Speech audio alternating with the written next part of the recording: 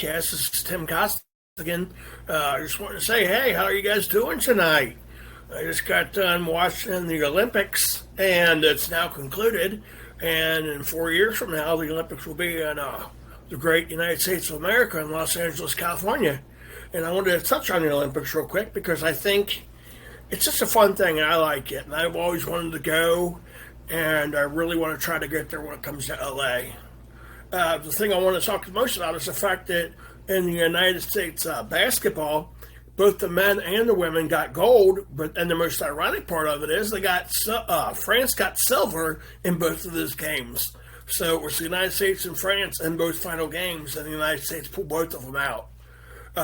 LeBron and Steph Curry, they look good. I mean, the men look really good. I didn't see the women's game, but I read they squeaked it out by a point. But hey, a point's a point, and a win's a win. And that's another goal for the United States, who ended up tying China with 40 golds.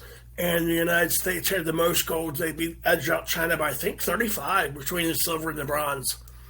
It was really fun to watch. I really enjoyed the closing ceremony. I enjoyed the hospitality from the French president and how nice it was of the International Olympic Committee to make France feel so special in a time in our world where we need the love and support, and how supporting they were towards us as the United States and getting the flag sent to us. So it'll be cool to see what happens in 4 years. I mean, will the question be answered? Will I get there? Will I be able to go? I don't know. I don't know what's going to happen in 4 years, but I kind of hope I do. And I wanted to also touch on some things that, meant a little bit to me. Like, one thing I have written down, where would I like to visit if I could go to any stadium in the country for any sport? And I really would have to say that I would probably pick Lambeau Field, just because of the fact that the history and the frozen tundra and all the things you hear. Like, how cool would it be just to go watch a football game in Lambeau Field? I don't know whether I'll ever get to do that or not. And sometimes I tend to take my life and live it through the eyes of others, like what they've seen or what they've done and what they tell me about.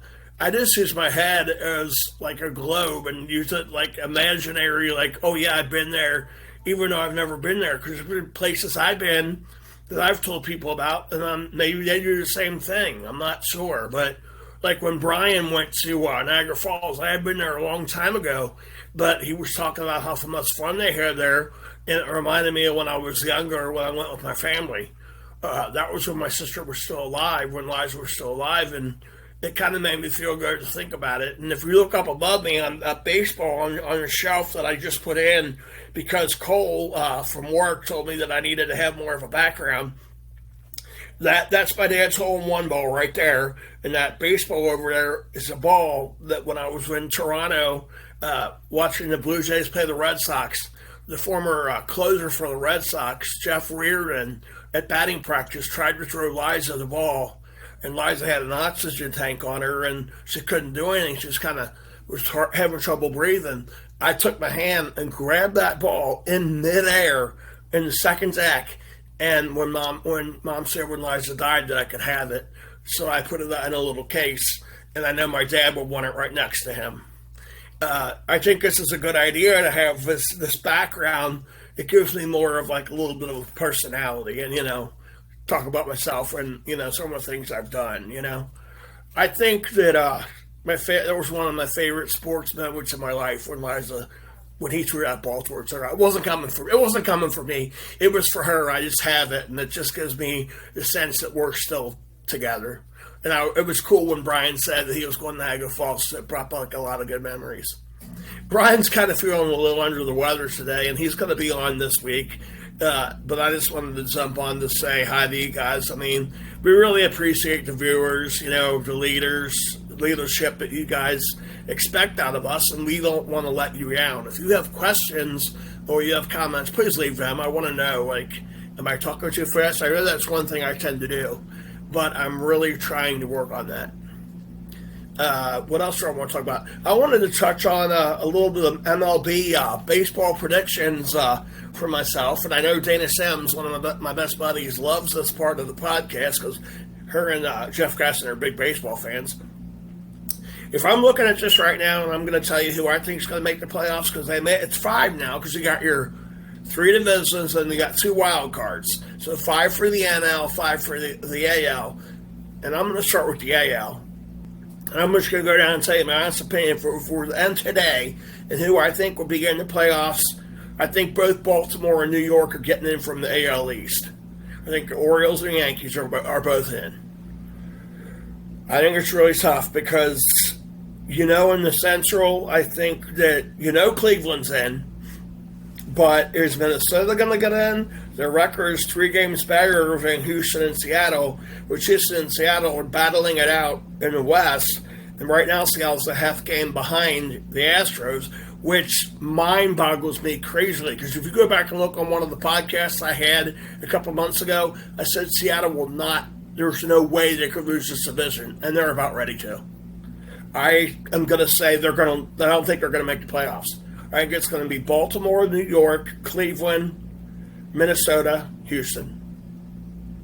In the NL, it's crazy too, because I thought Atlanta was almost like a deadlock to at least get, a wild card, because Philly's playing so good, and Philly's going to get in, but I thought, man, Atlanta has to get in too, right?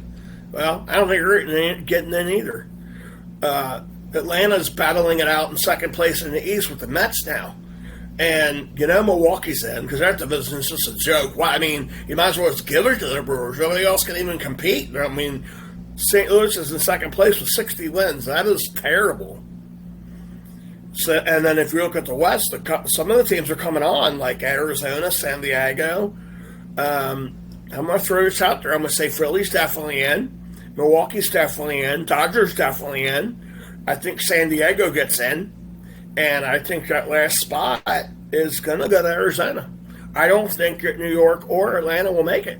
And that's kind of weird. Like Seattle and the Braves, both of those teams, I thought for sure we're going to be in the playoffs.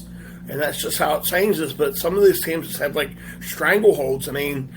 If you had to look and I had to predict the World Series right now, I'm just going to throw it out there. I'm going to say Yankees and Phillies. I think Philly's going to win the World Series this year. They are really, really good.